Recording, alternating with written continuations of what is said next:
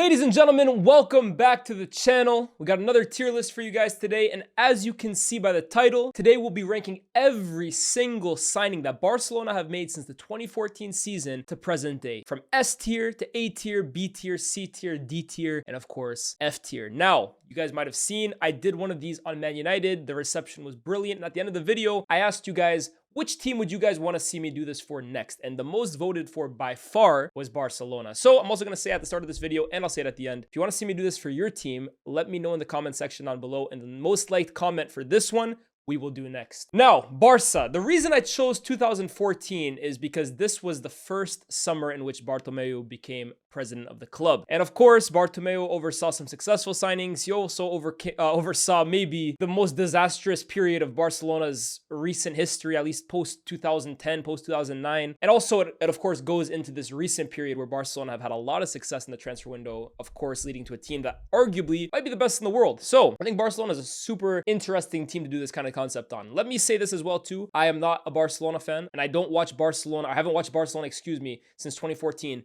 week in, week out. Man United, I could go into every single player and tell you every single game they've ever played. With Barcelona, I'm going to give you my general opinion. I'm not claiming to be a Barcelona super fan. I'm not claiming to have seen every single one of these players, every single living moment in the shirt. You might have a different opinion to me, which is absolutely fine. Let me know in the comment section down below if I messed any up or if you think some are too high, too low. But this is just my general opinion on how each one of these players fared at Barcelona and where they would rank in this tier list. So get involved in the comment section down below. Let me know how you think I did. And of course, let me know who you want to see me do next. But enough yapping. Let's get into it. Now, 2014. This was, of course, this season in general was an amazing season for Barcelona. It's the last time that they won the Champions League, of course, 2014-15. Bartomeu's first year at the club. And the window was pretty interesting. It was definitely an expensive one. And at the forefront of it was Luis Suarez. Of course, this guy was coming off an incredible season for Liverpool where he's the best player in the league. He almost carried Liverpool to a league title. He, of course, had that incident in the summer at the World Cup where he bit Chiellini, suspended for the round of 16. In fact, I believe he would miss a part of the season for Barca as well, too, at the start because of that ban. But this was a bona fide superstar in the game that everybody knew was one of the best strikers in the world. Now, for him to go to Barcelona, at this time, I remember, right? Like, there was actually, should Barcelona sign a guy who's kind of had repeated, I don't want to say crimes, right? But repeated moments where he's bit people or he's allegedly racially abused people. Is this a guy that Barcelona should be signing? Is he worth the hassle? I remember there was a bit of talk about that. But with Suarez, the quality and the talent and the numbers were unquestionable from the start. And of course, what we would go on to see from this guy for the rest of his Barcelona career, but especially in that first year, right? As part of the greatest front three in my eyes I've ever seen, which is MSN. He was the focal point of, or not the focal point, but he was the center forward of that team. He was unreal that season. Of course, it was a slow start because I think he actually started on the right as Messi was playing as a false nine. And Barcelona's form and favor really changed that season when Enrique, and I think it was actually a big part of it was Messi as well too, kind of said, let me go more to the right. Let Suarez play in his favorite position. This is how the team will actually get to the goals that we need. And Suarez, from that moment on, never looked back. Barca never looked back. They, of course, won the treble. He scored in that final, technically the winner, if you count the second and a 3-1 win, a winner. He scored the winner. And then over the years as well, too, would score so many goals, man. I think he is in their top 5 top scorers ever, Suarez, which is absolutely ridiculous. He, of course, won a Pichichi in the same era as Messi and Ronaldo, which is just ridiculous. I think he won European Golden Shoe as well, too. Just a legendary striker. Some would argue he's the best striker of his generation. I think he definitely has a good case for that. And I'm sorry, right?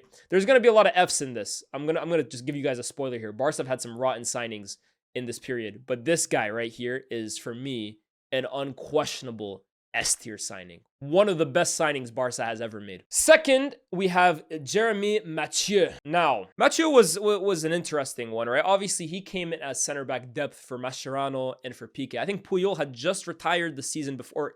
I think he had retired that summer. So Mathieu kind of came in as center back depth, and he did okay, man. He scored the winner in the Clásico. I think that 2014-15 season. He was a very good deputy, grabbed the odd goal here, and I remember he scored a free kick for Barca once. Nothing really special, right? But he wasn't signed to be special. He was signed to be a deputy. He was signed to be available. He was signed to be present when he needed to be. And for the most part, I think he was. I wouldn't say this guy was an A-tier signing, maybe not even a B-tier signing, but I think Jeremy Mathieu, I give him, I might give him a B. He was a deputy. He was signed to be a deputy, and I think he was actually a pretty good deputy. But for now, I'll put him at a C. I'll put Mathieu at a C. Maybe that's a little harsh. Maybe I might end up moving him at a B. But for now, I'm thinking he was okay. He didn't light the world on fire, but he did what he needed to do. Now, Vermaelen was also signed as center back depth that season. I think he probably came in.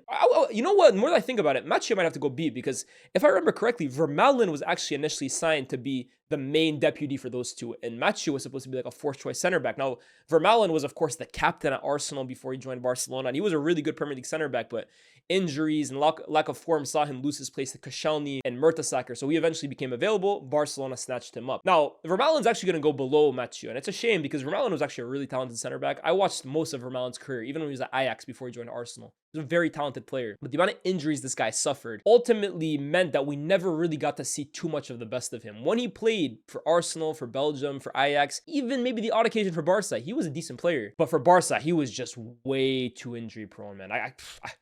I struggle to even think of 10 appearances from him, to be honest with you. So Vermaelen has to be a D, man.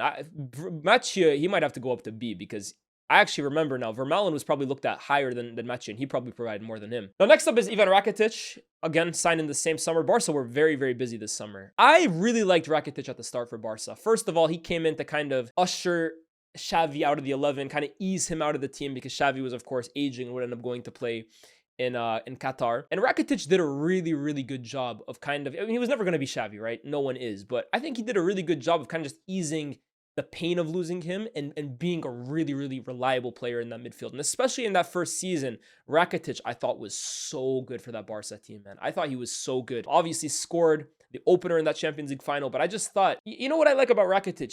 He's for me like the perfect like gel in midfield, right? They have the number 6 who Busquets is really the linchpin of everything, right? He's the heart of that midfield. Iniesta is the guy, the more creative midfielder, the guy who likes to roam a little further forward, weaving in and out, threading passes through.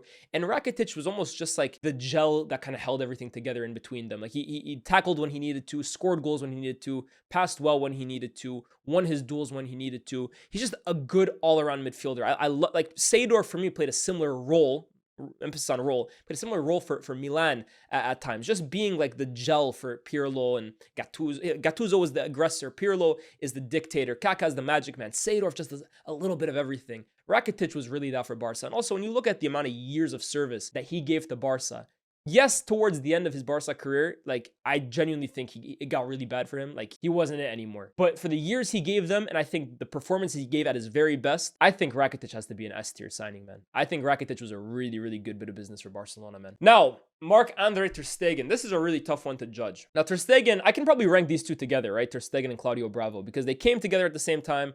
Valdez and Pinto left the club in the same summer for different reasons, and these guys were kind of the replacements. And the first season in particular, I can't remember if it went on after that, but I remember the first season for sure. Bravo would play in the league, Marc-Andre ter Stegen would play in the Champions League, and of course Barca won the treble, so both of them did a pretty good job. But it wasn't long until Marc-Andre ter Stegen just completely took Bravo out of the equation, and Bravo would end up going to City, and we know how that went. But ter Stegen's a weird one, right? Because again, similar to Rakitic, he's given Barca so many years of service. He's, of course, still at the club. I think he's actually the club captain, but he hasn't played this season. He's been injured. And he did win the treble. He has won leagues. I think he had a really, really good season the year Barca won the league, I believe. He was really, really good that year. But the thing with ter Stegen, right? First of all, a lot of Barca fans aren't really that high on him, and I can kind of understand why. Yes, he's done a lot for the club, but it's similar to De Gea at Man United. Like, the last few years for ter Stegen, like, he has been a bit of a liability. He has had some performance where you just think, what the hell is this guy doing? And the thing I don't like about him either is in the big Champions League exits that Barca used to suffer, it always felt like ter Stegen's fingerprints were kind of all over the crime scene. Is he a brilliant keeper? Well, was he a brilliant keeper at his best? 100%. And is he one of Barca's better keepers? For sure. Now, this is an interesting one. I want to put him at A. I don't know how Barca fans feel about that. Am I being a little harsh on that? Am I being a little is it too much recency bias? Where do you guys kind of sit with ter Stegen? Like, despite all of his recent shortcomings, is he still considered an S-tier Barcelona signing? Some might think he is. Maybe I'm being a little harsh with him here, but I think he has had a lot of bad years as of late. Let me know. That's an interesting one. Like I said, I don't watch Barcelona every single week for the last 10 years, so you guys might think differently, but I'm going to put him there. And as for Claudio Bravo, I'll put him at a B. I think Bravo's a B. Like I said, he had that 1 year where he was starting week in, week out in La Liga, but eventually he was replaced and then he left the club. So I'm gonna put him at B, but he did his job. Is that Douglas? Again, haven't seen too much of this guy, but that's not really my fault because he barely featured. And if I remember correctly, Barca actually bought this guy for a lot of money. He wasn't cheap. Barely featured. When he did feature, was underwhelming. I think he was initially signed to like be the long-term replacement for Dani Alves. And I think the fact that he never ended up being that kind of tells you what kind of signing he was. For that reason, he might be an F, man. He's probably D or F, but this guy was really disappointing because I remember the hype. All my Barca friends were gassed about this guy. And I don't think he ever really lived up to the promise, and he cost a lot of money. So that was the first season, 14-15. Obviously, very successful season for the club. They haven't had a season that successful since, and it's kind of reflected in the signings that would go on to come, man. As Barca got worse and worse, it was often mirrored by the poor transfer strategy that they would have. And of course, that's Bartomeu's fingerprints all over the crime scene. And it was really apparent in the next season, right? Where Barcelona splashed the cash on Atletico Madrid's superstar, Arda Turan. Now, Turan at Atletico was a brilliant player. I was a really, really big fan of Arda Turan. I thought he was super talented. I thought he was a key cog to Simeone's team. Always seemed to score big goals, always seemed to turn up in big Champions League games. I thought when Barcelona signed Turan, they were signing a really, really top player. He was. At Atletico Madrid, he was a brilliant player. But at Barcelona, man, it just never worked out for him. He could never get into the team, which, to be fair, he probably wasn't signed to be a starter. But this is also, when you look at the Enrique and Bartomeu era, it's like, why are you signing players that aren't even going to break into the first team? Turan, a player like that, was never going to play at Barca. The midfield was set. The forward line was set. It was just for depth. And for the price that they paid for this guy, I believe it was like 40 million pounds. Just never cut it at Barcelona. I think as well, too, the disciplinary issues, obviously, he would face a lot after Barcelona as well, too. Didn't get a huge price tag back from him. Loaned him out so many different times. Turan, I think he's an F tier. I think he's an F signing, man. I think this was a real flop of a signing, especially for the expectation and price tag that was over his head before he signed. Now, Alex Vidal, brilliant player at Sevilla. I remember him winning a few Europa Leagues with them. Came to Barcelona, but if I remember correctly, I think they signed him one summer, but he wasn't allowed to officially join them for like a year because of like FIFA rules. And of course, he was another one similar to Douglas that was brought because of, well, a potential replacement for Dani Alves going forward. But even post Dani Alves, he wasn't even able to get Sergio Roberto out of the team, man. Like, he just never really worked out for Barcelona. He was like a decent deputy. It was more of a wing back than a fullback for me. And of course, ended up leaving without too much success individually. What I will say, Vidal had a huge, if I remember, I think he broke his ankle or something like that, which obviously just killed any momentum he had. When I look at the fee, I think it was what, like 17 million pounds. It's again another one of those signings for Barca that you just kind of look at it and say, this might have hurt you going forward, man. This kind of fee, waiting for a player, not getting him for a year, never really making an impact, then being out with a huge injury and then selling him for practically nothing. It kind of summed up a lot of Barca signings. Similar to Andre Gomes. Now, Andre Gomes, oh man, he was a baller at Valencia. Obviously, a lot of Premier League fans might remember his time at Everton, where he really wasn't that great for Everton either. Barcelona, again, just the guy that they bought him off really good form at Valencia, came to Barca for big money, and it just never got going for him, man. It never got going for him. How much was he? 37 million for Andre Gomes. Guys, that might be another F signing, bro. Honestly, for the amount that he really gave them, and for 30, to be fair to him, Everton actually bailed Barcelona out with the signing because they bought him for a lot of money. Barca got bailed out with the sale of Andre Gomes. But for he might be a D because of that. They kind of got some of their money back.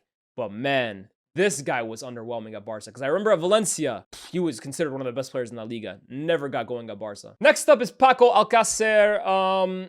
Paco, you know what it is? He just never really got his chance at Barcelona. He was really good at Valencia, and of course at Dortmund, he really picked up some form for like a few months where this guy, it felt like he was scoring every single game. But a lot of these signings, right, are just like Barca knowing they have a really good first 11 for the most part, but just trying to kind of buy adequate deputies. And a lot of these guys just never really kind of filled the boots of the players that they were meant to kind of be backing up. Alcácer is one of them. To be fair, didn't really get too much of a chance. I don't know. This one's a weird one. I'm going to go C for Paco, man. I kind of felt bad for him. Obviously, like, he's had a good career. He's been pretty good for the most part wherever he's been. But at Barca, man, like, think about it, right? These guys this guy's backing up Luis Suarez. He's never going to start. He's never going to be that guy that actually gets a real chance. So I go Paco Alcácer C, to be honest with you. Let me know how you guys think about that one, Barcelona fans. Now, Umtiti. This one is actually heartbreaking. And the reason for that is this guy was a top center back. I would go as far as saying he was a world-class center back. Obviously, won the World Cup for France. But even before that for Barcelona, him and Piqué formed an exceptional center back partnership. The two of them were brilliant together. And before that 2018 World Cup, I think Umtiti was well on his way to being an S-tier signing. I really believe that. He was so good for Barcelona. But as we know, he went to that World Cup and played through an injury that he even admitted he knew after the World Cup, his career would never be the same. He knew he would never be the same if he didn't get surgery in that summer. And instead, he decided to go to the World Cup and play through an injury. So he technically put his international career over his club career. And in one way, you have to respect it because he won the World Cup for France. And I don't think he would change that decision a million times even today. But from a Barcelona point of view, and if you were to ask a Barcelona fan, that decision wouldn't sit well with them. And the fact is, he went from a guy that was a starter for Barcelona all the time to a guy that Barcelona fans were effectively looking at their watches saying, well, when's Umtiti coming back? Well, when do we get Umtiti back?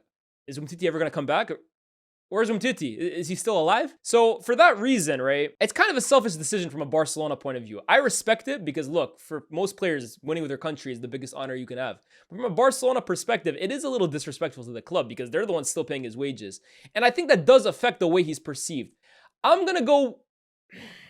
For those 2 seasons, he was brilliant. Brilliant. Am I wrong for putting him B here, Chad? Am I wrong for putting him B? He was better than these guys, but...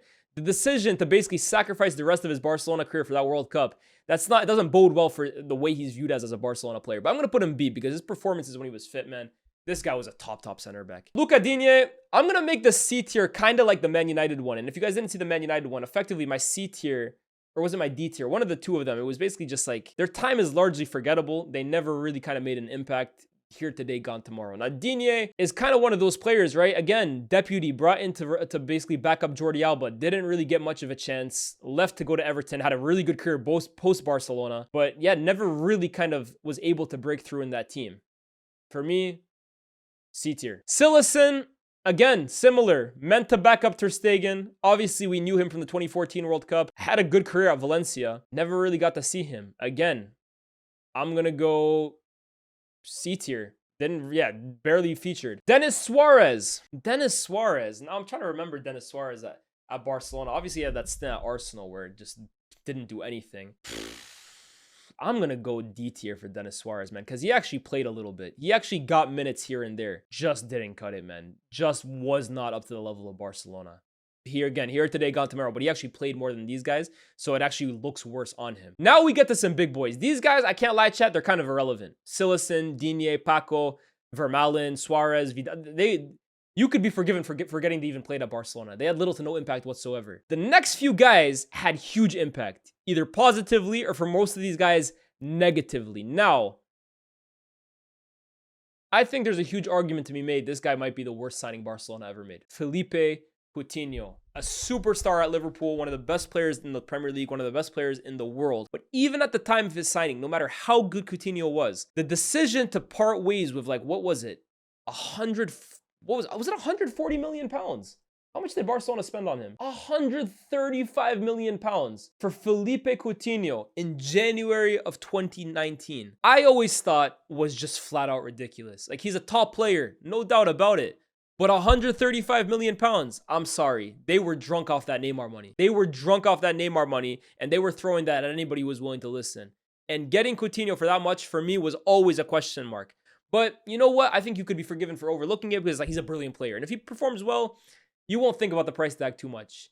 Problem is, he didn't perform well. I think Coutinho had a nice first few months at Barcelona. But after that, I mean, it all went downhill really quickly. And the thing is, right, the other guy who's going to come up was looked at as the replacement for Neymar. I think this guy originally was more so looked at as the replacement for Iniesta. But it became very, very clear that this guy was not Andres Iniesta. And in fact, I'm actually wrong. Excuse me. He didn't come in 2019. He came the January before. He came in the January 2018. Excuse me. Just remembered that. So he played a little bit with Iniesta. He played 6 months, but it was very clear this guy was not Iniesta. He didn't have the same sense of tempo. He didn't have the same sense of patience. Didn't have the passing quality. Could strike the life out of a ball. Decent dribbler. But man, he just was not a Barcelona kind of player whatsoever. And when you watched Coutinho, you always kind of thought, oh, he could play for a club of that standard. But at Barcelona, he was just drowning, man. And many managers came and went. Many teammates came and went. Many times Philippe Coutinho was used in different roles and given chance after chance after chance. And it just became very clear very quickly that Coutinho was a flop at Barcelona that just was never going to work out. The most damning thing about Coutinho, though, is that he actually went to Bayern Munich, won the Champions League over there, knocked out Barcelona en route in an 8-2 defeat, and scored twice against them. He performed better against Barcelona on loan at Bayern than he ever did at Barcelona to begin with. A disaster of a signing. One of the worst signings of all time. And in my opinion, you could make the argument he's the worst signing Barca ever made. They've had some bad ones. I think he takes the cake for worst Barcelona signing ever. And what's damning about him too, they didn't make shit off him. I don't think, how much did they make off him when they sent him to Villa? They got 20 million for him. But from 135 mil, I think this is the worst signing Barcelona made in the Bartomeu era. Honestly, disaster.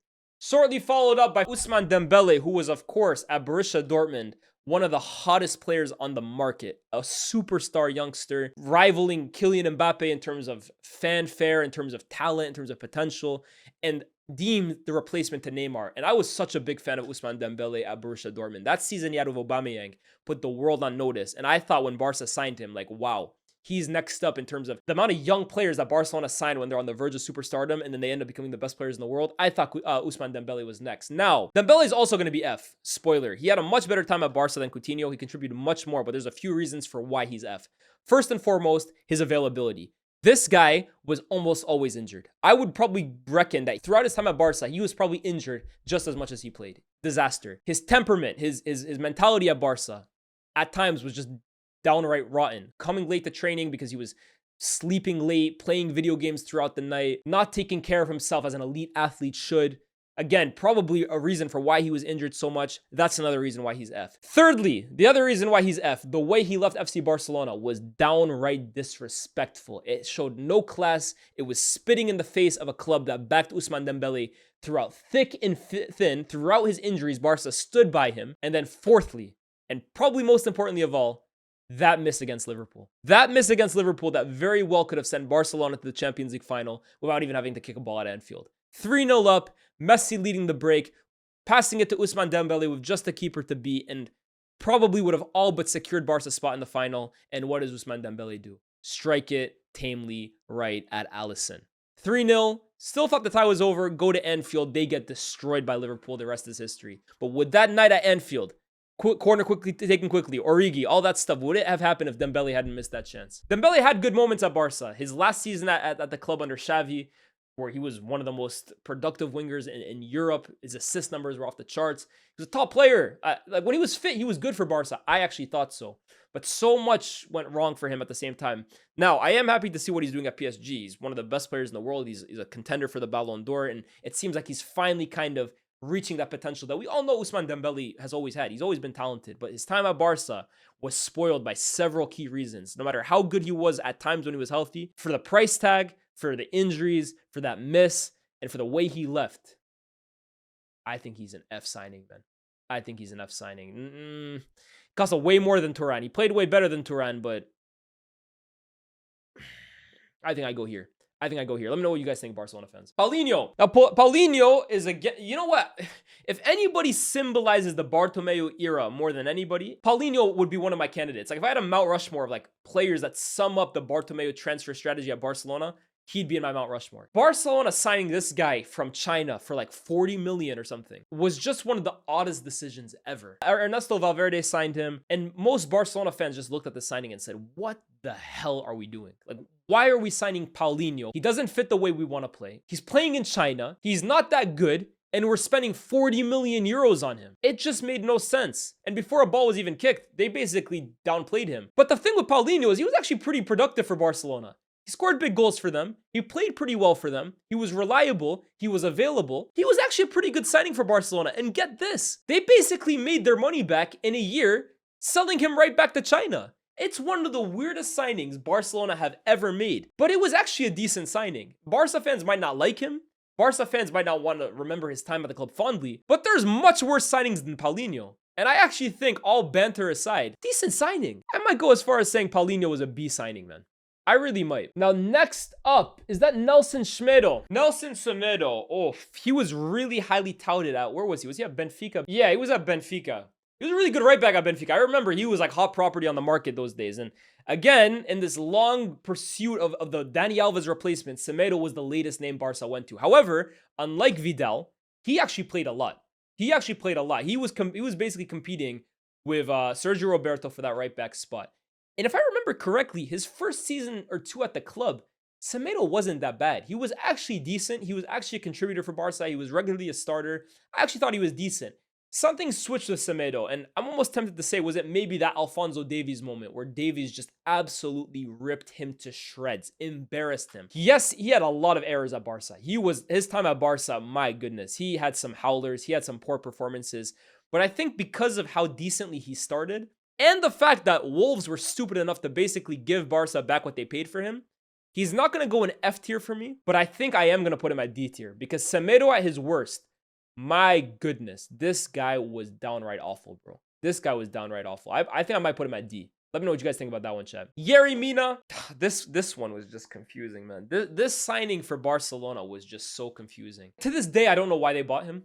To this day, I do not know why they bought him. This guy, I mean, anyone who watched him at Everton knows what he's all about. He's tall, he's gangly, he's awkward, he's pretty bad on the ball, he's incredible in the air, he's a goal-scoring threat, he's an average defender. Everything that Barcelona defenders typically aren't.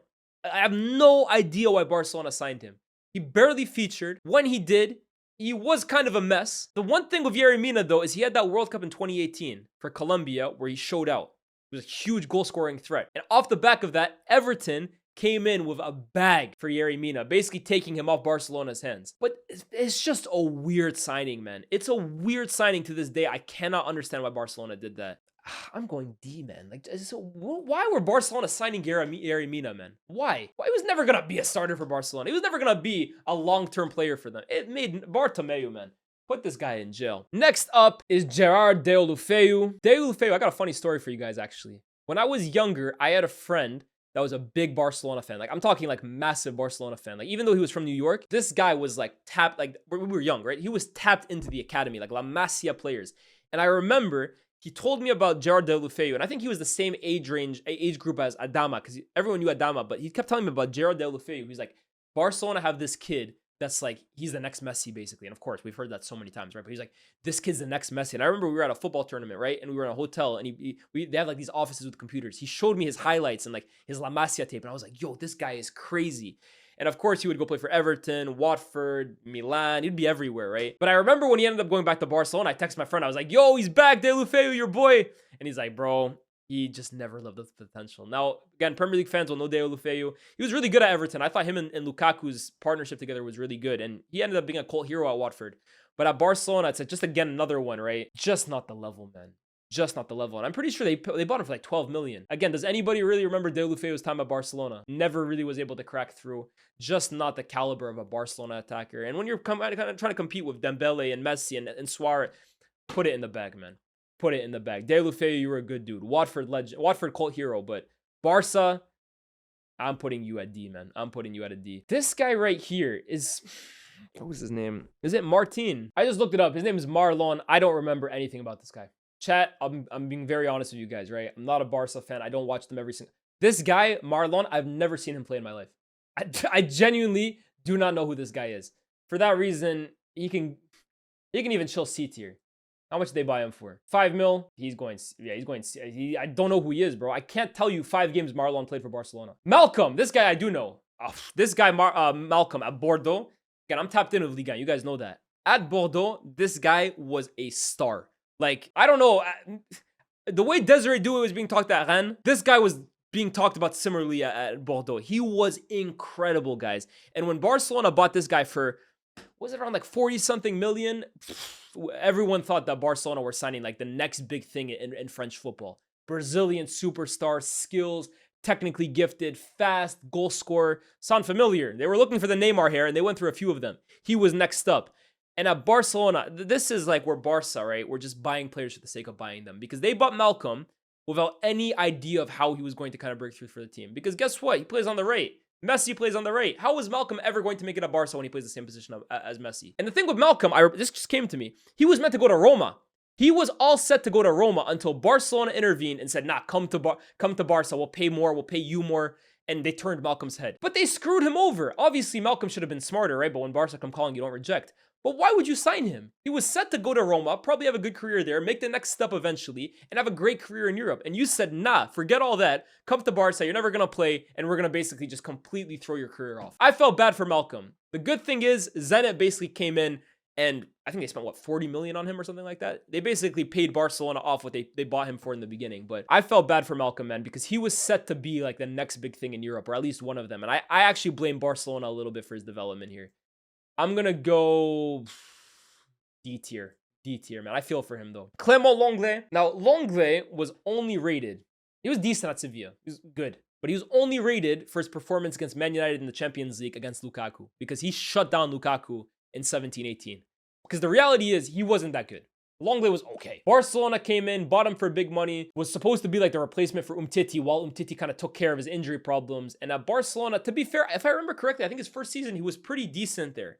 But everything after that, an unmitigated disaster. Longley was an unmitigated, unquestionable disaster at Barcelona, to the point that I think they only got him off the books last season. And to be fair to him, he's picked up his career ever since he went to Atletico Madrid. But my goodness, at Barcelona, and then when he went to Spurs and Villa, of course, as well, too. A disaster signing. Longley, I'm putting you at D tier, man. I'm putting you at D tier. Arthur. Oof. Arthur. Again, I got a lot of Barcelona friends. I remember when they signed Arthur, this guy was supposed to be like the heir to Xavi. Metronomic, brilliant on the half turn, brilliant passer, brilliant footballing IQ, a little diminutive as well to him and Frankie de Jong. I remember they were supposed to be the new Iniesta and Xavi, basically, with Busquets behind them. And his first season at the club, Arthur was really, really good. He had some cameos where people were talking about this guy like he was the next big thing. And then the injuries came, and then I think, who was it? Setien came, and then Koeman came, and it just went downhill so quickly for Arthur, man. And the thing with Arthur as well, too, he was brilliant on the half term. He was really smart passer, really good in tight spaces. But his offensive game, his game going forward, was close to nothing. He had no killer pass in his locker. He had no eye for goal. He never brought the team forward. He was just really like a turning cycle. Good player, very talented player. He probably had good potential at one point, but he just never really kind of fulfilled it. I remember he had good times at Barcelona. And ultimately, he was part of that swap deal for Pjanic, which was just money laundering at its finest. Let's be real, right? What was it? 70 million for Arthur, 70 million for Pjanic. Oh yeah, guys, I really bet you rate Pjanic at like 31 years old for 70 million. Put that in the bag, man. That was the Bartomeu era when they were just trying to like break bread effectively. Just trying to kind of cook the books. Arthur, I give him a C, to be fair. I think Arthur had better moments at Barcelona than a lot of these guys, but the way it went down at the end, it was just disappointing, man. I put him here. I put Arthur here. Now, Arturo Vidal. Arturo Vidal, obviously world-class player at his best when he was at Juve, when he was at Bayern. One of the best midfielders in the world. I always say Vidal is one of the most underrated players to play in Europe of the last 10, 15 years. At his best, he was one of the best midfielders in Europe, unquestionably. And for Chile. Barcelona, let's be real, they signed him too late into his career. He was pretty much past his best when they signed him. But they signed him for cheap. And if I'm being honest with Vidal, he gave them some good years. He did give them some good years. He wasn't brilliant. And I think it got to a point towards the end where it's like, yeah, Vidal can't be playing for Barca anymore. But I think Vidal was a good player, man. He was a good kind of bodyguard for Messi. He was kind of playing as a right midfielder at times for the club a lot of times. Popped up with the odd goal here and there. Hard worker, gave them industry in midfield. And I think especially for Valverde, who was really kind of playing that 4-4-2, if I remember correctly. Who was it? Messi and Suarez basically up front. Vidal on the right. He was just kind of like an auxiliary guy, man. Protect the right back. Protect Messi. Do your defensive duty, pop up with the odd goal here and there. I think he's an okay signing. He's a decent signing. For me, I actually give him a B tier. I give him B tier.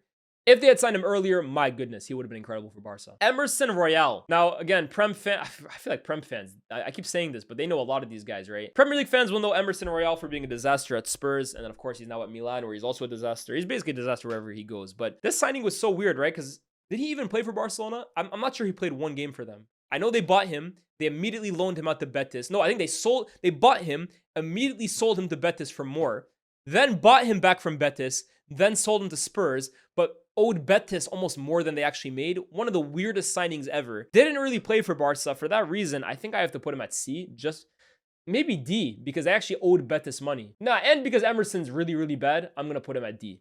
But yeah, just another, again, what was Bartomeu doing at this point, bro? This signing is so random. Who did that benefit? Who won in that deal? Maybe Betis? Nah, because they still have to play him. Weird signing, bro. Boateng. My goodness. You know, the best thing that come out of Boateng's time at Barcelona are the podcasts he does now where he just talks about his good times playing with Messi. And I say playing with Messi. I don't even know if he featured once with Messi. Maybe he played one game with Messi. He was just a cheerleader on the bench. Obviously, Boateng was a really good player at Milan. I liked Boateng. But at Barca, his impact was close to nothing. I think, you know what's funny actually, right? He told this story about when he was at Sassuolo, because I think that's where he came from with De Zerbi. And he basically told De Zerbi, like, yo, Barcelona's here. I know I'm not going to play there, but it's like, he's a Real Madrid fan, but he's like, I want to play for Barca before I retire. Like, let me go, basically. I know I'm not going to play, but just let me go there. De Zerbi basically said, okay, play one more game for me. I think he scored a few goals for them, and he went to Barca. But at Barca, man, he was signed to be like the backup for Suarez. They actually signed him as a center forward.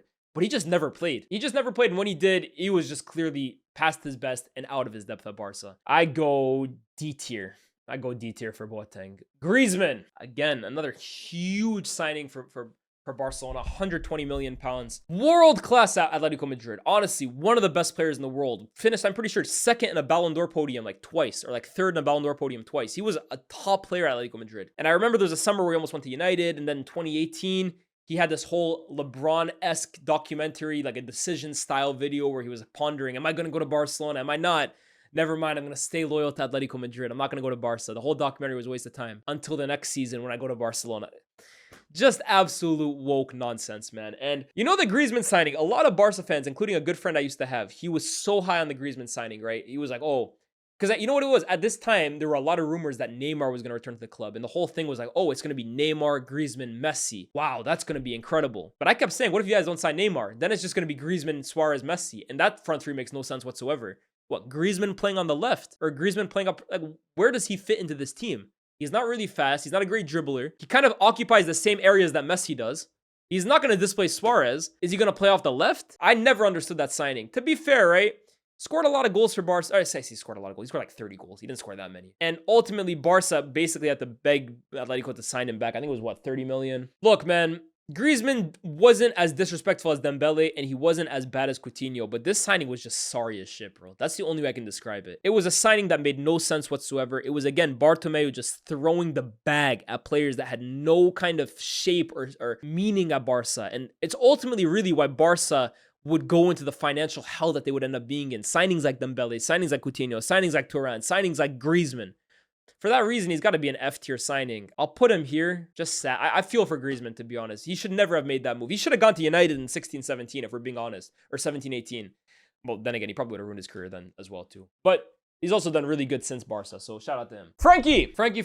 Now we're starting to enter a nicer time at Barca. Even though Frankie, this is really the first season, I think, where Frankie is showing the Frankie de Jong we all believed existed. At Ajax, for that 18-19 season, he won, I'm pretty sure he won UEFA Player of the Year, Midfielder of the Year. He was unreal. He was immediately touted as like the next best midfield prospect in world football. And he was basically a Barca fan. Like, he wanted to go to Barcelona so bad. Coming to Barca, I just felt like a match made in heaven, right? His play style with the Blaugrana, tiki-taka, possession style football, it just seemed like a match made in heaven. And for some reason with De Jong, it just never really worked out the first few years, right? It's not that he was bad for Barca, but he was just so underwhelming. And at the beginning, it was his age, and then it was kind of like inconsistency, and then it's like, oh, it's the turmoil at Barca, and then it's like, does he really fit? And it's like, is he really developing? And I think even like 2 years ago, Man United really wanted to sign him. Barca wanted to get him off the wages he was on, and he was the one that basically did not want to go. At one point, Barca fans wanted this guy out the club, which is why I give him so much credit for how he's turned it around this season. This season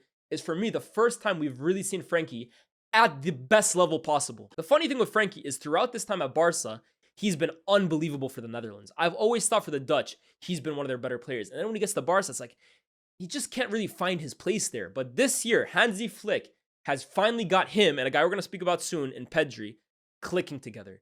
The two of them are maybe the best midfield duo in world football at the moment. And Frankie is finally showing at 26, 27, the player we all knew he could be. And it's fitting, right? This is the age where players typically hit their best form. They become consistent. They hit their prime. I'm happy for Frankie because he's a world-class midfielder. I'm going to put him A tier. Barca fans, you might think he's S tier. I think he's A tier, personally, because I think this is really the first time we're starting to see Frankie at his best. And let's be real, guys. You spent a lot of money on him. It was like 70 mil. I'm pretty sure he's on like, what, 400, 500K a week. It's crazy wages. But I got him at A tier. Neto, again. I'm just going to put him here, man. Ter Stegen deputy that I never really saw play. Pedri, S tier. S tier for me. Pedri Gonzalez. I mean, the fact he's even on this transfer list is so funny to me because I think anybody who doesn't really know Pedri too well outside of his performances probably thinks he's a La Masia product, but he's actually not. He's from Las Palmas. And you think that because he literally plays like a La Masia midfielder. This guy was born to play for Barcelona. He was born to play for Barcelona. He's the most La Masia midfielder to never play for La Masia. And he is the natural heir. Is it to Xavi? Is it to Iniesta? Is it to both? Is he a blend of both? He's just a world-class operator. For my money, I think he's the best midfielder in the world. I think he's one of the best players in the world. I think he should be a contender for the Ballon d'Or. And I think ever since he came to Barcelona, it's a shame him and Messi only shared the pitch for one season. Because in that season, when Pedri was like 18, 17 years old, the two of them combined for moments of magic at times. I remember that one goal, was it in the cup, where like Pedri and him were kind of like doing back heels and Messi scores and beautiful moments, right? And Pedri has been a real consistent figure of high excellence. Obviously, the injuries have been unfortunate, but Pedri is, for me, an unquestionable S tier. Unquestionable. Junior Firpo, average. Average player at Barca. I put him at D. I put him at D, man. Went to Leeds as well, too. Wasn't good at Leeds. Yeah, weird signing. I guess backup for Alba. Branthwaite. Oh, okay. So you know how I said Paulinho is the first Mount Rushmore Bartomeu signing that like represents the Bartomeu era? This guy is second. The weirdest signing ever, bro. Obviously, this season, Suarez had been out. I mean, he was ruled out in January. Dembele was out for like 6 months. Griezmann was struggling for form. And Barcelona, I'm pretty sure, appealed to the league basically saying we need like an injured player exemption. Like, let us sign a player outside of the January transfer window because we desperately need one. And La Liga effectively said, okay, you can sign a player from the league. Barca went, was it to Leganes? I think he was at Leganes at the time, and basically bought Martin Branthwaite, most famously known for his time at Bordeaux and Middlesbrough, for like 15 million pounds as like an emergency center forward. And I think he effectively became a meme at Barca. Like, weren't Barca fans calling him like Lord Branthwaite or some shit? Like, it was just like, this is the, I'm pretty sure they ended up relegating Leganes. Like, they went and signed Leganes' starting striker, used him sparingly. He was average to bad for Barca, but Leganes ended up being punished because he was their starting striker. And I'm pretty sure they got relegated. Weird signing, man. F tier for me, bro. Branthwaite. What? Why is Branthwaite playing for Barcelona? This is the real banter era, man. Martin Branthwaite for Barca. This guy, I have no idea who he is. Again, I'm going to be honest with you guys, chat. I don't know who this guy is. So I'm going to put him at C tier. Just unimportant. Pjanic.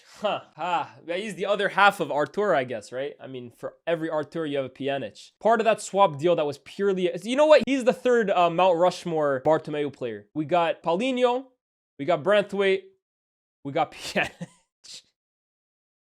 The fact Pjanic is one of the most expensive players of all time is hilarious. And it's only because he was basically part of a money laundering scheme, balancing the books act with him and Arthur. Pjanic was a really good midfielder at his best, obviously for Roma, for Lyon, for Juve, but he was so far past his best at this moment in his career.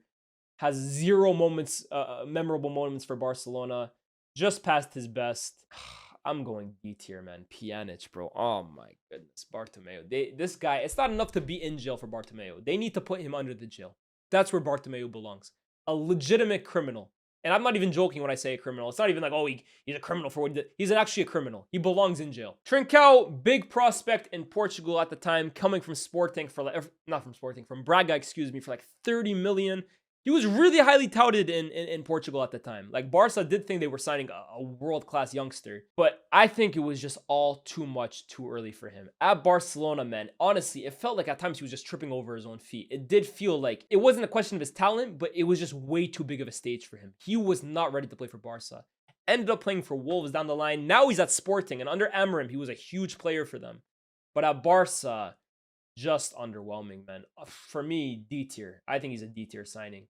Good young talent, but never cut it. Serginho Dest. I mean, wow. Serginho Dest, bought for 21 million. Got him from Ajax. Yeah, obviously, he was really good for Ajax, right? And Dest was very skillful. He's a high-flying fullback, but this guy just couldn't defend.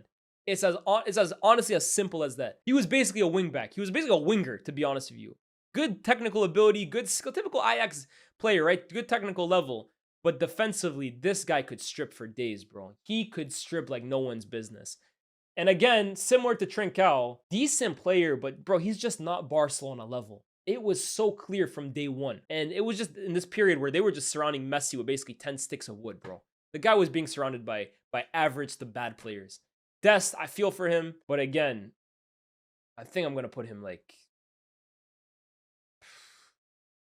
maybe here. Maybe the order we're going to have to go back and check out, chat. But he's a D tier signing for me. Ferran. Okay. I think at this point now, have we exited the Bartomeu era? I think we've officially exited the Bartomeu era because this is where I believe Laporta came in and tried to reinvigorate the season. So at this point, right, this is kind of like in the period where Koeman is here. He gets fired. Xavi comes in January. He saves the season. I think I got the timeline right. Ferran Torres was effectively a plan B at Manchester City. He was just a substitute forward. Decent plan B for them, but he was never really going to get into the City team. Barcelona came in for a huge offer of like, what was it? Like 60 million? 55 million for Ferran Torres, which to this day is a lot of money, right? I love Ferran. In fact, a lot of people say that's my twin. Hold on. A lot of people say that's my twin. I even got his jersey, Ferran Torres. And look, I don't think he's worth 55 million. I don't, even to this day. And let's be real, before this season, Barcelona fans wanted to see the back of him. He just wasn't cutting the level. But this season under Hansi Flick, he has been a brilliant plan B off the bench. Like, honestly, the amount of times Ferran Torres has come in clutch with big moments for Barca this season. I keep saying it about Barca, right? They're the best team in the world for me. But you're not the best team in the world because of your 11. You're the best team in the world because of your squad. Everybody has to contribute. And this year, Ferran's contributions off the bench have been massive for FC Barcelona. The price tag weighs against him. And the fact is, for that money, you have to perform a lot more and you have to be a starter to really justify that price tag. But because he's really coming in clutch with big moments in a potential treble-winning team, Ferran Torres can chill at B. Ferran Torres is a B-tier signing. 55 million, it's a lot. But he's contributing this year. Aubameyang was only at the club for 6 months, wasn't he? He was only at the club for 6 months. Obviously, Aubameyang at his best was one of the most feared strikers in Europe. No question about that one. For Dortmund and of course for Arsenal, but we all know how it ended at Arsenal. Him and Arteta completely fell out, being stripped of the captaincy, and then eventually out of the club. He was forced out of the club. Arsenal effectively bought out his contract, made him a free agent, and said, go where you want. And at this point, Aubameyang's stocks were on the floor. It was Barcelona that took a chance on Aubameyang when no one else would, and Aubameyang repaid their loyalty and their faith tenfold. I'm actually going to put this as an A-tier signing. Aubameyang's time at Barcelona was severely slept on. He was only there for 6 months because obviously they would come in with Lewandowski, who we'll talk about later. But for those 6 months, he was huge for them. Scored 2 goals in El Clasico, scored big goals en route to Barcelona getting back into the top 4. I think it was a brilliant bit of business for them. And if it wasn't for Lewandowski coming in and Aubameyang got a big offer from Chelsea, I think it was, he was excellent business. Aubameyang's gonna, for a free transfer, Aubameyang's an A signing for me. I think he is. Memphis. Now I think they kind of have the order of all of this wrong because Memphis technically signed when I think Messi was still at the club, and then Messi was forced out the club and Memphis was effectively made the starter. Memphis was brought in by Ronald Koeman, obviously the Dutch connection right there, and he was a big player for Barcelona when Koeman was there. He was basically their main man up front. And he started pretty well at Barcelona under Koeman. But he was kind of screwed the minute Xavi walked in. Because Xavi just had different ideas for where this Barca team were going. And he basically barely featured on the Xavi. He went from main man to go find another club, basically. I feel for Memphis because he really came in under the basis of he was going to go play with Messi. And I think he's even spoken about this, right? The reason he signed for Barca was because he really wanted to play with Messi. And it turned out he never even played a game with him. I think he might have played with him in preseason. For that reason, Memphis, I go C tier. C tier signing for Barca. Agüero. Now, Agüero, I don't got to talk about this guy's track record in Europe. One of the best strikers of his generation. Atleti, Manchester City, Argentina. But when he came to Barcelona, he was pretty much done. Man City let him go for free. They didn't even offer him a new contract. He was barely playing in his last season. He had a lot of injuries. And Barcelona basically just brought him to the club. Why not? That's just what Barcelona were doing at the time. But unfortunately for Agüero, he barely ever featured. Only lasted 4 months at the club. Actually scored 1 goal for the club in a Clásico, which fair play to him. That's not a bad record to hold. But unfortunately for Agüero, his career was cut very, very short because of a tragic heart issue that they found in him, where effectively he was forced to end his career. So Barcelona didn't see more than 4 months from him. And ultimately, for that reason, he's a D signing. He is a D signing. Next up, Eric Garcia. Again, I think at the end of his contract at Man City, I think they got him from a free off Man City. I think Man City just let his contract expire. Eric Garcia, before this season, was kind of seen as a Barca flop. Let's be real, right? Good on the ball, smart player, but his lack of real defensive stability and height really kind of limited how good he actually could be. And I think he even went to Girona last season, right? I don't think he was at Barcelona, but this season under Flick, he's actually been a pretty good deputy. He's kind of been like that guy off the bench that they kind of see to close games. He's even played defensive midfield a few times, but he's average, right? Garcia, before this season, I probably would have had him at D. I put him at C. I think that's fair, right? Luke de Jong. Now, I think if I'm correct in saying, I think Luke de Jong was also a signing made by Ronald Koeman, again, because of the Dutch link. And I remember when Luke de Jong signed for Barcelona, I think he was under Koeman. Tell me if I'm wrong. But I remember when he first signed, again, he was kind of seen as a meme signing by Barca. Like, why are we signing this big beanpole who's like over 30 years old from PSV on loan? Like, what the hell are we doing, Barcelona? But Luke de Jong, if we're being honest here, guys, really came up clutch with some big moments for Barcelona. Like, he scored some big goals for you guys. And his time overall at the club was more of a success than a failure. I got Luke de Jong at B. I don't know about you guys. I think Luke de Jong's time at Barcelona was actually pretty good. And again, for a loan signing, came in, got laughed at, did his thing. The fans basically clapped him off, went back to PSV, and he's actually been doing bits at PSV since. Shout out Luke de Jong, man. Shout out Luke de Jong. Hey, don't judge a book by his cover, man. He was good at Barcelona. Adama, I'm going to put at C. Now, his debut at Barcelona, or I guess his second debut, if you guys remember, against Atletico Madrid, bro, I thought he was going to go to Barcelona and rip the world apart. That debut against Atletico Madrid was ridiculous. I can't remember who the left back was that he was just ripping apart, but he was disgusting. Ultimately, for Adama, that's really as good as it got at Barcelona. He was never really able to kind of stake a consistent place in that team. In and out of the side, auxiliary player at the end of his loan, I think went back to Wolves, right? But that debut at Atletico, very, very good. And for the most part, he's a loan signing. He can chill at C. Rafinha, S tier. S tier, S tier, S tier. I mean, is there even a need to explain why? This season at Barcelona is one of the best individual seasons from a Barcelona player we have seen, I mean, really in the modern era. He's having an incredible time at the moment. And it's really nice to see because Rafinha was good at Barcelona before this season. He wasn't like world class. He was a good player. And in fact, this summer, I think Barcelona were actually looking to replace him. They were after Nico Williams. They were after a replacement. And Rafinha said, allow that. I'm staying here. I'm fighting for my spot. And I'll show you guys why you guys should continue putting faith into me. And he's repaid that tenfold again. This season, the top scorer in the Champions League, the top assister in the Champions League, Mr. Clutch for Barcelona when it comes to big games. Arguably the favorite for the Ballon d'Or at the moment based on criteria. He's been unbelievable this season. And before this, he was good, right? Him and Dembele on either side. I never really liked that dynamic because I was like, both of them are really right wingers. Rafinha was playing on the right some games, then he's playing on the left. And it was just a weird fit for me. It was a weird duo. And I think with Lamine on one side and with Rafinha given more of a free role under Hansi Flick, I think he's having a much better time of it. But this season, purely, he sits at S tier, man. What a signing. Who would have ever thought Rafinha would be this good when he was over at Leeds? It's crazy. Jules Koundé, S tier. S tier for me. Koundé is an S tier signing. This guy's Mr. Reliable. This guy is Mr. Reliable. Now, if we remember him at Sevilla, he was part of that Europa League winning team, but he was actually playing as a center back alongside Diego Carlos for Lopetegui. And I remember he was linked to Chelsea heavily, but he actually said, allow Chelsea. I want to go to Barcelona. And he really pushed for that move. And I remember there was a time where him and Araujo would kind of swap at times. Like one would play right back, one would play center. I remember especially against Vinny, they'd put Araujo out at right back. And it was always like, what position is Koundé? But guys, let's call it what it is. Koundé has established himself firmly as a right back, both for club and country. And he's established himself as one of the best in the world in that position. I don't always think he's the most like orthodox right back in the way he kind of plays, but he's very reliable. He's excellent defensively. In his 1v1 battles, he's practically foolproof. And he's actually really improved his attacking side of the game. Both his combination of Lamine, he's very good in terms of combining with Lamine, and his crossing as well too is actually of a good level. I really like Jules Koundé, man. For this kind of signing, what he's given to Barcelona, his reliability, his peak levels, his consistency, this is as good a signing as you can get. This is what you would want every signing to look like. Jules Koundé, S tier signing. Lewandowski. Now, I asked the question on Twitter recently, if Lewandowski wins the treble for Barcelona this year, is he considered a Barca legend? Because more likely than not, he would have won the Pichichi in his first year, would have won another Pichichi this season, you would assume. And he's been big in the Champions League for them this year as well, too.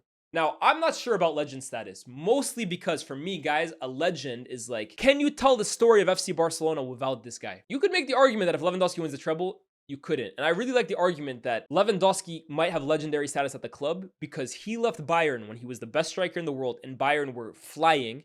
And he decided to come to Barcelona, who were in basically purgatory, and he didn't have to. He came to Barca. Like, he forced that move to Barcelona, to a struggling Barca team.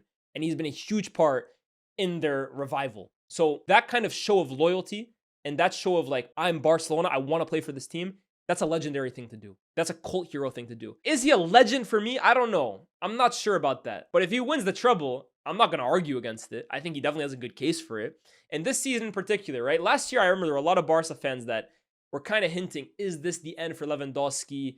Do we need to move on from him? Do we need a new center forward? He misses a lot of chances. Hansi Flick, man, he's the attacker whisperer. He's the one that got the best out of him at Bayern in 1920. And I spoke to Lewandowski this summer and he told me he's really looking forward to working again with Hansi Flick because he understands his game. The proof's in the pudding. Lewandowski has returned to amazing form. He's again back to being one of the best center forwards in the world. And he scores goals for fun, man. He scored 40 goals this season for Barcelona. Unquestionably an S tier signing. Unquestionably. And Honestly, this kind of shows you the Laporta era, man. Obviously, Barcelona have still had financial issues, but most of his signings have been A, B, or S tier signings, man. It shows you how good Laporta has been for the club. Now, I won't say he's perfect, right? But come on. Lewa, Rafinha, Koundé, Alba, Ferran. These are good signings, bro. Is this Pablo Torre? He's C tier for me. He's C tier for me. I don't think he's ever really going to make it at Barcelona, if I'm being honest. Kessié, this was really just a free signing, if I remember correctly. Didn't play much. His big moment was that goal in the Clásico, and they actually got money back from him from Saudi. So he's going to go C tier because he's kind of irrelevant, bar that Clásico goal, but he's going to rank a little higher because they actually got good money back from him. Christensen's going B tier for me. I think Christensen has been a very good signing for Barcelona, man. At times in the last 3 years, he's kind of been him and Araujo. Obviously, both of those two have fell down the pecking order because obviously Kubarsi has emerged and someone we're going to talk about very, very soon has also emerged. But Christensen has been a very, very good player for Barcelona, man. I've always thought Christensen is very underrated, mostly because he goes under the radar, but technically he's excellent. He's very reliable. And I think he's a very, very underrated center back, period. I would have Christensen at B. Bellerin, okay. Bartomeu, you flopped. Laporta, excuse me, you flopped with this one. This one's a D tier signing. Bellerin, that was a sentimental one. Bring back an La Masia guy, short on right backs. He's basically on a loan. He was crap. He was past his best. Alonso was a free, but the wages that they gave this guy and the performances he put in, I could never understand. D. This window was bad from Barca. 2022-23 was a great window. 23-24 was an awful window. Vitor Roque is going to go F. He's actually going to go F. I might even put him here. I feel for this guy, man. Again, I feel for him because I feel like Barca bought this guy with no real plan for him. How they wanted to utilize him, how they wanted to develop him, where he would fit into the project. I don't think they had any idea where he was going to fit. They just brought this kid from Brazil that was allured by the stardom of Barcelona to the club with no real plan of how he would progress into a top player. I really feel bad for Vitor Roque. And the way his career has kind of panned out since then. Some people are going to be, oh, he was just never good enough. But guys, he was a really good prospect in Brazil. And I think this is where we kind of forget the human side of things, right? If you're a kid from Brazil, you get allured by Barcelona, you come to the club, you don't speak a word of Spanish, you don't know anybody in the city, you moved here by yourself as well too, and you're not playing. And then a new coach comes in and hands you flick, and he doesn't rate you whatsoever too. And then he loans you out to another Spanish club where, again, you don't know anybody. For a kid, I think sometimes we do forget about that human side of things. And I think Vitor Roque was set up to fail. I'm not going to say he's like a world-class center forward, right? But I think he was set up to fail in a way. I feel for him. Vitor Roque, he's an F signing, but I think Barcelona did this kid dirty, personally. Romeu, to be fair, he only cost 3 million, but he was bad.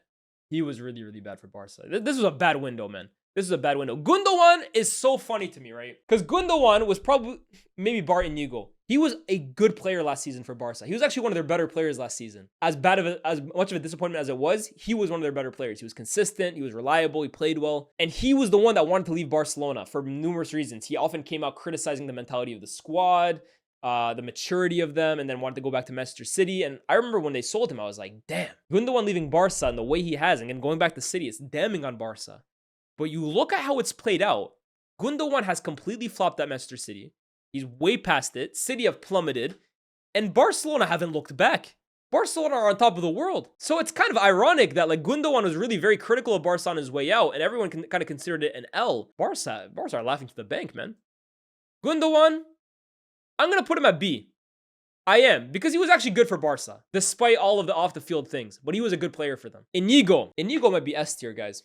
Because he was a free transfer, and he's been absolutely brilliant this season. He's been absolutely brilliant. But, chat, am I going crazy if I put Inigo at S? I think I might, you know. Maybe I'm being harsh to Ter Stegen, man. You guys might think I'm being harsh to Ter Stegen. Let me know, guys. Let me know, honestly, your honest thoughts on Ter Stegen. Love him or hate him. Be objective. Where does he rank? Is he S? Should I just put him in S? I'm going to leave that one for you guys. But Inigo Martinez, guys, I always thought Inigo was decent. He was a good center back at Sociedad. Or was it Sociedad or was it Bilbao? One of the two. I think he was at both, to be fair. I think they got him from Bilbao, though. I always thought he was a decent to good center back. Guys, at Barcelona this season, he's been world class. One of the best center backs in the world. Him and Kubarsi, Araujo, who I always thought was a damn good center back. He can't get a sniff. Araujo can't get into the team because of how good this guy has been. And for a free transfer, what else can you ask for? What else can you ask for? Maybe it's a little early and maybe it's only one season. But bro, I'm so impressed. I think I'm going to put him at S. Ter Stegen, first of all, he's higher than Aubameyang. I feel bad for him, man. I do feel bad for him. Next up, Joao Felix. You guys know what I think about Joao Felix. Talented player, but easily the most frustrating guy in the history or one of the most frustrating guys in the history of the sport. And I just think with Joao Felix, like, he just needs to figure out what the hell he wants to be in his career. Obviously a footballer, but like, what kind of player do you want to be? No one knows your best role. No one knows what kind of profile you are. No one knows what kind of team you should be playing in. You probably don't even know that.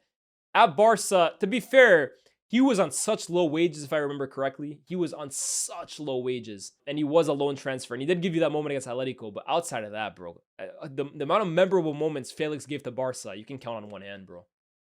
I'm going to put this guy next to Vermaelen. I consider him same tier as Vermaelen. Cancelo, fellow Joao, fellow Portuguese player, again, came on loan from City. I'm going to put him at C because Cancelo actually started the season really, really well. Really, really well for Barcelona. And then the PSG tie happened. And the way this guy got ripped apart by Ousmane Dembele. My goodness.